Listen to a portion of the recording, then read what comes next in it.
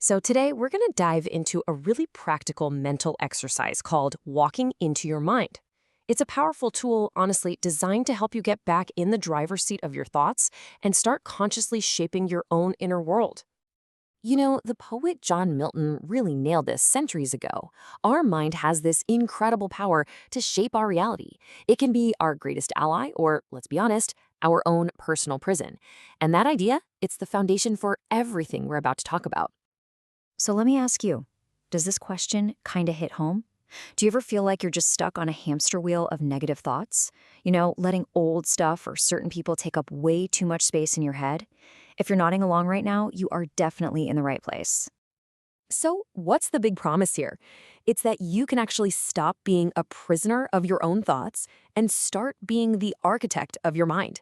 We're going to walk through a real, tangible technique that helps you actively change the way you think.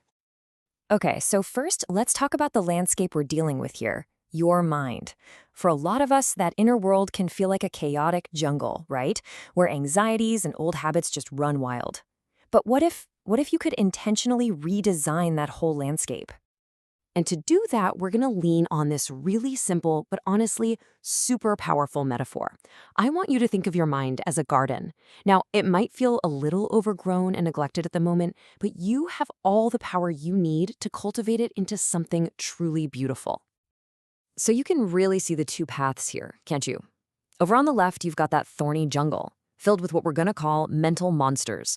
But on the right, look at that, a flourishing oasis, filled with your goals, your dreams, your positivity. The exercise we're about to learn is all about consciously making that switch. All right, so how do we actually make this happen? Let's get down to the practical stuff and break down this daily exercise. This is your daily mental walk, and it's a simple ritual to start taking care of your mental garden. Here it is, our roadmap.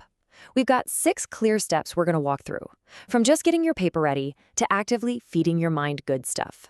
Each step builds on the last one to create this really powerful routine for reprogramming your thoughts. Okay, step 1 couldn't be simpler. Every single morning, you just start with a blank piece of paper. And this is important. It's not just some abstract idea, it's a physical act. This piece of paper, this is your garden plot for the day. Next up, it's time to face those things that are choking out all the good stuff in your garden. The idea is to draw a few thorny bushes on your paper, and on each one, you name those mental monsters. Is it a person, a nagging memory, a bad habit you can't seem to shake? You gotta name it to tame it. And now, this is the best part, the really satisfying bit. You grab a red pen and you just physically, forcefully cross out those monsters. This isn't just a little scribble, okay? It's a powerful symbolic act. It's you making a very conscious decision to say, nope, you have no power over me today. All right, after you've pulled the weeds, it's time to get creative. Now you get to plant what you actually want to grow. Draw some beautiful flowers or plants and right inside them, write down your goals, your dreams, the things you're working toward. This is your garden, and you choose what you want to nurture. Okay, this next step is absolutely crucial.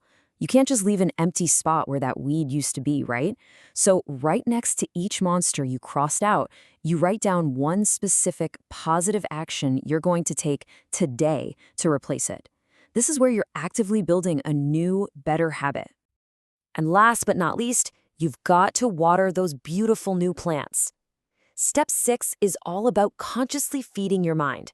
So instead of just mindlessly scrolling and letting negativity seep in, you actively choose to read, listen to, or watch something that lines up with the amazing garden you're trying to build.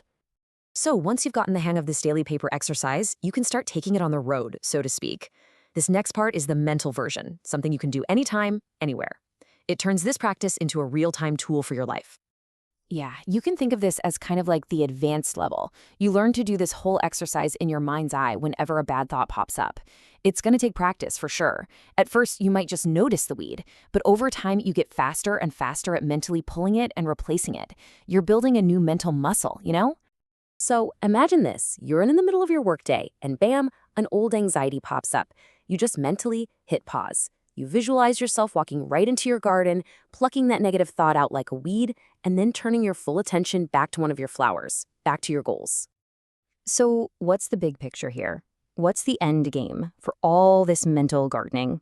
Well, it's about cultivating an entirely new mindset, one where you are in control. But let's be real for a second. This is not some magic overnight fix. It's called a practice for a reason. You're literally rewiring the pathways in your brain. Just like a real garden, it needs consistent, daily attention if you want to see results. But, and this is a big but, if you stick with it, the payoff is huge. Over time, you'll start to notice that the weeds just don't pop up as often. And your beautiful plants, your goals, your focus, your positivity, they'll really start to take over, letting you focus on what actually matters. And that really brings us to the big question I want to leave you with. As you go about your day, just think about this. If you were to start today, right now, what is the very first goal, the first dream, the first beautiful flower you would choose to plant in your own mental garden?